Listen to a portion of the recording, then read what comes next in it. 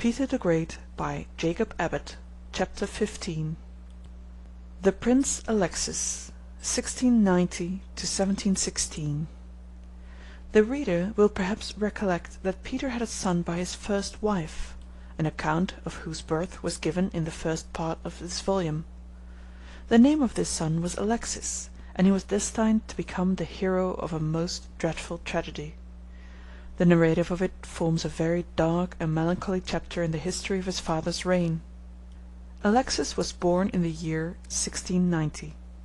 In the early part of his life his father took great interest in him, and made him the centre of a great many ambitious hopes and projects. Of course he expected that Alexis would be his successor on the imperial throne, and he took great interest in qualifying him for the duties that would devolve upon him in that exalted station.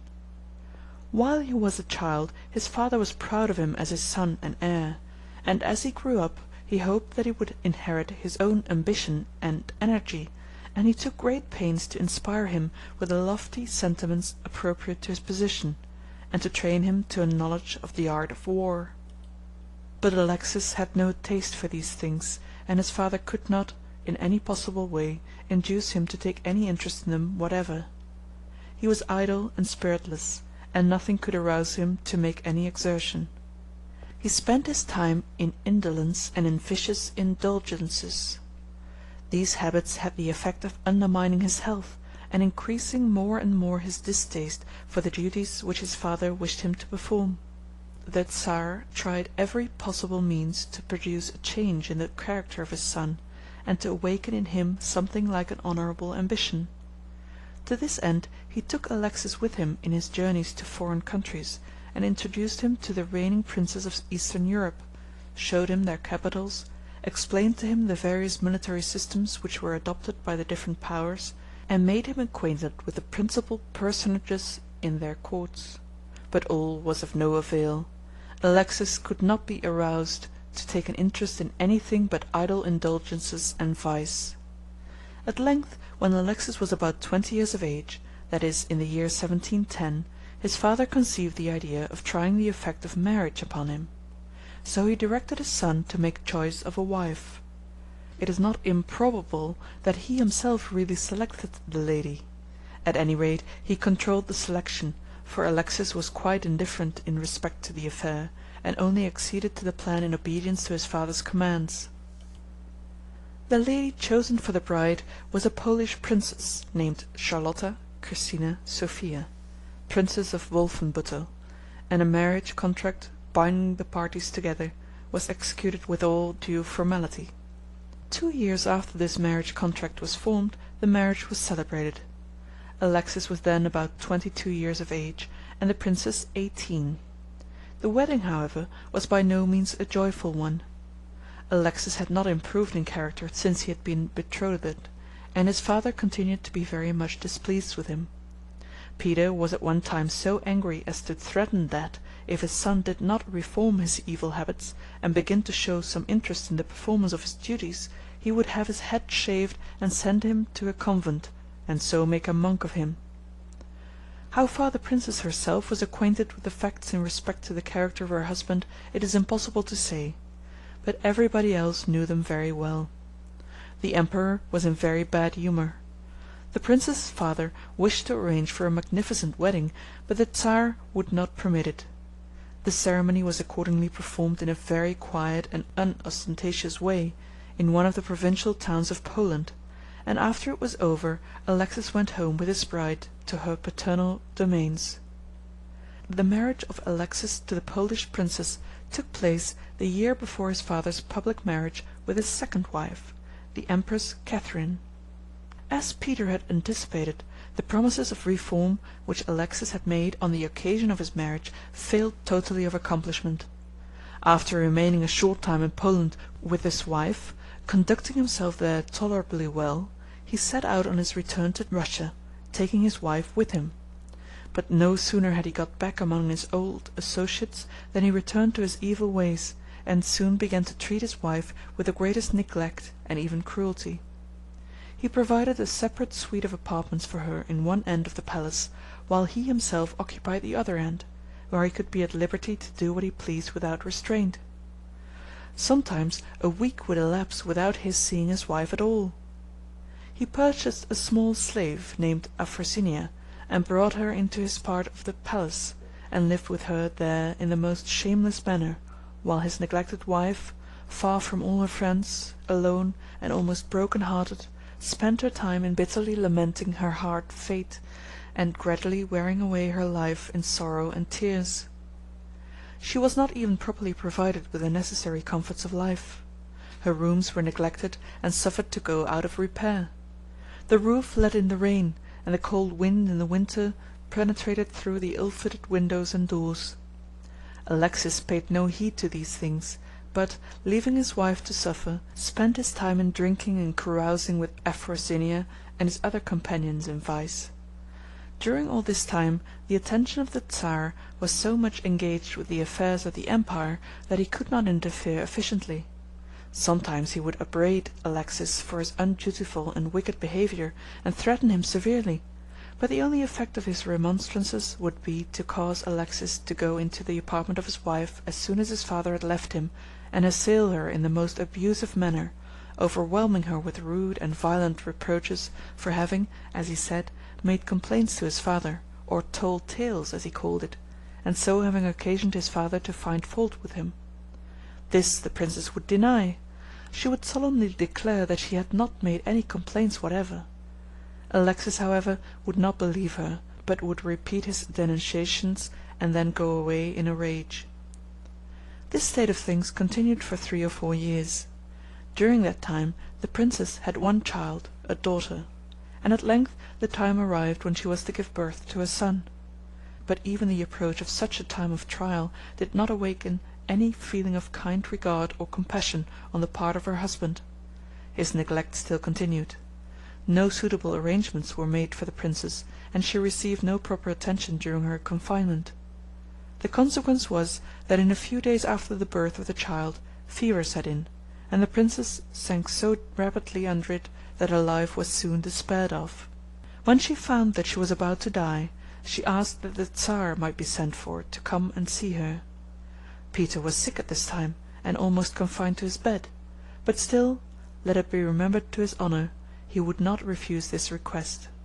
A bed or litter was placed for him on a sort of truck, and in this manner he was conveyed to the palace where the princess was lying. She thanked him very earnestly for coming to see her, and then begged to commit her children, and the servants who had come with her from her native land, and who had remained faithful to her through all her trials, to his protection and care. She kissed her children, and took leave of them in the most affecting manner, and then placed them in the arms of the Tsar. The Tsar received them very kindly. He then bade the mother farewell, and went away, taking the children with him. All this time the room in which the princess was lying, the antechamber, and all the approaches to the apartment were filled with the servants and friends of the princess, who mourned her unhappy fate so deeply that they were unable to control their grief. They kneeled or lay prostrate on the ground, and offered unceasing petitions to heaven to save the life of their mistress, mingling their prayers with tears and sobs and bitter lamentations.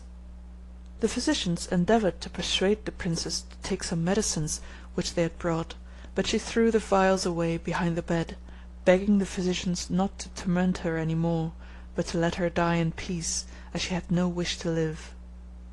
She lingered after this a few days, spending most of her time in prayer, and then died. At the time of her death the princess was not much over 20 years of age. Her sad and sorrowful fate shows us once more what unfortunately we too often see exemplified, that something besides high worldly position in a husband is necessary to enable the bride to look forward with any degree of confidence to her prospects of happiness when receiving the congratulations of her friends on her wedding day. The death of his wife produced no good effect upon the mind of Alexis. At the funeral the Tsar his father addressed him in a very stern and severe manner in respect to his evil ways, and declared to him positively that, if he did not at once reform, and thenceforth lead a life more in conformity with his position and his obligations, he would cut him off from the inheritance to the crown, even if it should be necessary on that account to call in some stranger to be his heir. The communication which the Tsar made to his son on this occasion was in writing, and the terms in which it was expressed were very severe.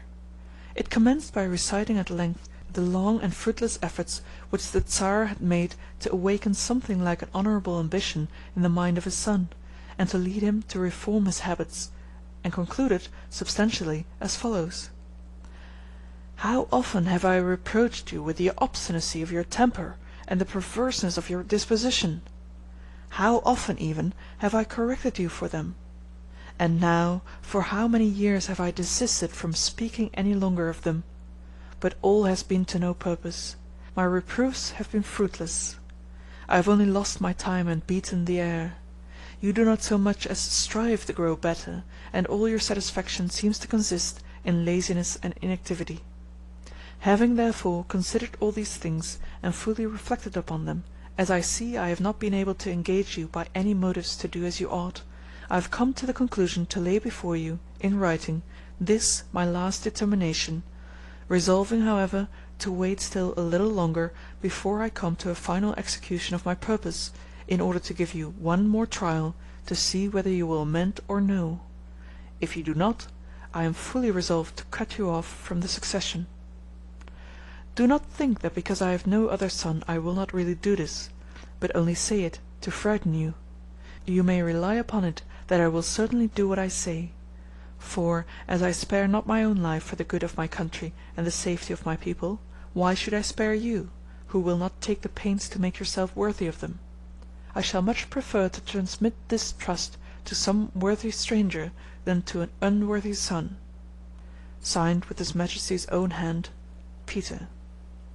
The reader will observe, from the phraseology of these concluding paragraphs, what is made still more evident by the perusal of the whole letter, that the great ground of Peter's complaint against his son was not his immorality and wickedness, but his idleness and inefficiency. If he had shown himself an active and spirited young man, full of military ardour and of ambition to rule, he might probably, in his private life, have been as vicious and depraved as he pleased, without exciting his father's displeasure. But Peter was himself so full of ambition and energy, and he had formed, moreover, such vast plans for the aggrandizement of the empire, many of which could only be commenced during his lifetime, and must depend for their full accomplishment on the vigour and talent of his successor, that he had set his heart very strongly on making his son one of the first military men of the age. And he now lost all patience with him when he saw him stupidly neglecting the glorious opportunity before him, and throwing away all his advantages in order to spend his time in ease and indulgence, thus thwarting and threatening to render abortive some of his father's favourite and most far-reaching plans. The excuse which Alexis made for his conduct was the same which bad boys often offer for idleness and delinquency, namely, his ill health. His answer to his father's letter was as follows. It was not written until 2 or 3 weeks after his father's letter was received, and in that interim a son was born to the Empress Catherine, as related in the last chapter. It is to this infant son that Alexis alludes in his letter. My clement Lord and Father, I have read the writing your Majesty gave me on the 27th of October 1715, after the interment of my late spouse. I have nothing to reply to it but that if it is your Majesty's pleasure to deprive me of the crown of Russia by reason of my inability, your will be done. I even earnestly request it at your Majesty's hands, as I do not think myself fit for the government. My memory is much weakened, and without it there is no possibility of managing affairs. My mind and body are much decayed by the distempers to which I have been subject, which renders me incapable of governing so many people, who must necessarily require a more vigorous man at their head than I am. For which reason I should not aspire to the succession of the crown of Russia after you, whom God long preserve, even though I had no brother, as I have at present, whom I pray God also to preserve.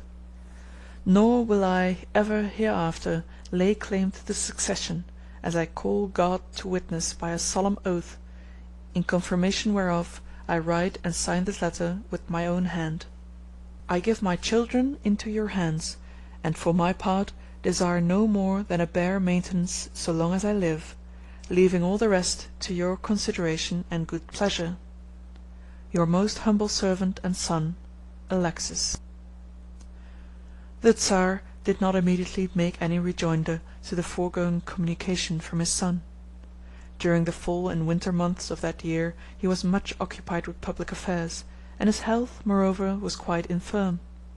At length, however, about the middle of June, he wrote to his son as follows: My son, as my illness hath hitherto prevented me from letting you know the resolutions I have taken with reference to the answer you returned to my former letter, I now send you my reply. I observe that you there speak of the succession as though I had need of your consent to do in that respect what absolutely depends on my own will. But whence comes it that you make no mention of your voluntary indolence and inefficiency, and the aversion you constantly express to public affairs, which I spoke of in a more particular manner than of your ill health, though the latter is the only thing you take notice of? I also expressed my dissatisfaction with your whole conduct and mode of life for some years past, but of this you are wholly silent, though I strongly insisted upon it. From these things I judge that my fatherly exhortations make no impression upon you. For this reason I have determined to write this letter to you, and it shall be the last. I don't find that you make any acknowledgment of the obligation you owe to your father who gave you life. Have you assisted him, since you came to maturity of years, in his labours and pains? No, certainly. The world knows that you have not. On the other hand, you blame and abhor whatever of good I have been able to do at the expense of my health, for the love I have borne to my people, and for their advantage, and I have all imaginable reason to believe that you will destroy it all in case you should survive me.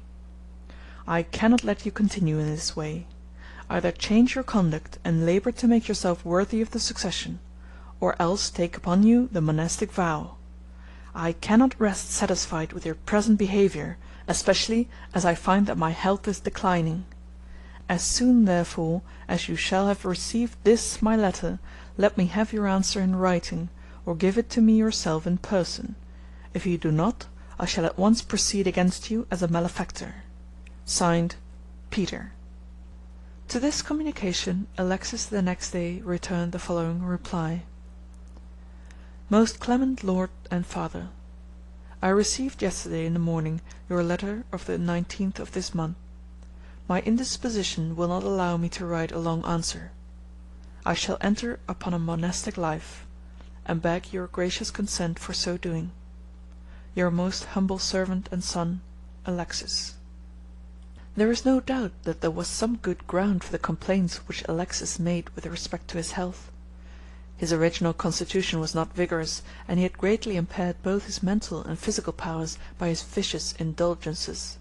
Still, his excusing himself so much on this ground was chiefly a pretence, his object being to gain time, and prevent his father from coming to any positive decision, in order that he might continue his life of indolence and vice a little longer undisturbed.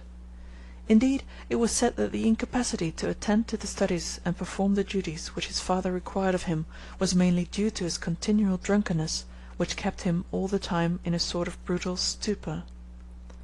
Nor was the fault wholly on his side. His father was very harsh and severe in his treatment of him, and perhaps, in the beginning, made too little allowance for the feebleness of his constitution. Neither of the two were sincere in what they said about Alexis becoming a monk. Peter, in threatening to send him to a monastery, only meant to frighten him, and Alexis, in saying that he wished to go, intended only to circumvent his father, and save himself from being molested by him any more. He knew very well that his becoming a monk would be the last thing that his father would really desire. Besides, Alexis was surrounded by a number of companions and advisers, most of them lewd and dissolute fellows like himself, but among them were some much more cunning and far-sighted than he, and it was under their advice that he acted in all the measures that he took, and in everything that he said and did in the course of this quarrel with his father. Among these men were several priests, who, like the rest, though priests, were vile and dissolute men. These priests, and Alexis's other advisers, told him that he was perfectly safe in pretending to accede to his father's plan to send him to a monastery, for his father would never think of such a thing as putting the threat in execution. Besides, if he did, it would do no harm, for the vows that he would take, though so utterly irrevocable in the case of common men, would all cease to be of force in his case in the event of his father's death, and his succeeding to the throne. And, in the meantime, he could go on, they said, taking his ease and pleasure, and living as he had always done. Many of the persons who thus took sides with Alexis, and encouraged him in his opposition to his father, had very deep designs in so doing. They were of the party who opposed the improvements and innovations which Peter had introduced, and who had in former times made the Princess Sophia their head and rallying point in their opposition to Peter's policy. It almost always happens thus, that when, in a monarchical country, there is a party opposed to the policy which the sovereign pursues, the disaffected persons endeavour, if possible, to find a head or leader in some member of the royal family itself, and if they can gain to their side the one next in succession to the crown, so much the better. To this end it is for their interest to foment a quarrel in the royal family, or, if the germ of a quarrel appears, arising from some domestic or other cause, to widen the breach as much as possible, and avail themselves of the dissension to secure the name and the influence of the prince or princess thus alienated from the king as their rallying point and centre of action. This was just the case in the present instance. The old Muscovite party, as it was called, that is, the party opposed to the reforms and changes which Peter had made, and to the foreign influences which he had introduced into the realm, gathered round Alexis. Some of them, it was said, began secretly to form conspiracies for deposing Peter, raising Alexis nominally to the throne, and restoring the old order of things. Peter knew all this, and the fears which these rumours excited in his mind greatly increased his anxiety in respect to the course which Alexis was pursuing, and the exasperation which he felt against his son. Indeed, there was reason to believe that Alexis himself, so far as he had any political opinions, had adopted the views of the malcontents. It was natural that he should do so, for the old order of things was much better adapted to the wishes and desires of a selfish and dissolute despot, who only valued his exaltation and power for the means of unlimited indulgence in sensuality and vice which they afforded. It was this supposed bias of Alexis's mind against his father's policy of reform that Peter referred to in his letter, when he spoke of Alexis's desire to thwart him in his measures, and undo all that he had done. When he received Alexis's letter informing him that he was ready to enter upon the monastic life whenever his father pleased, Peter was for a time at a loss what to do.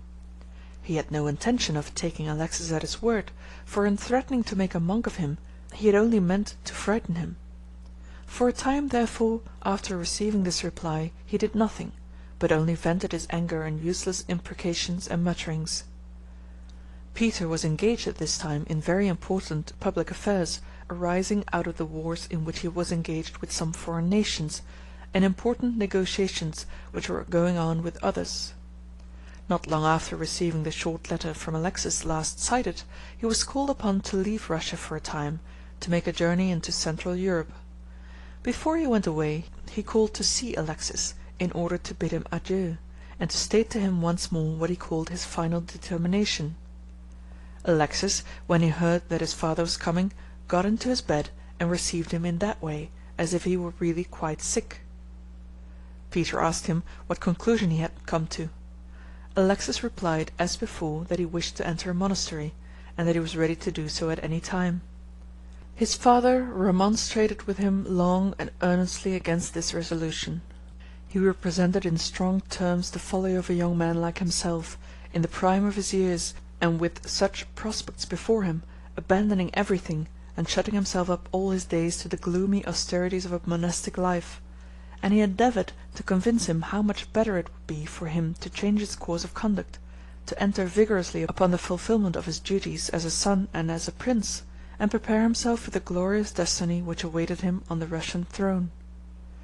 Finally, the Tsar said that he would give him 6 months longer to consider of it, and then, bidding him farewell, went away.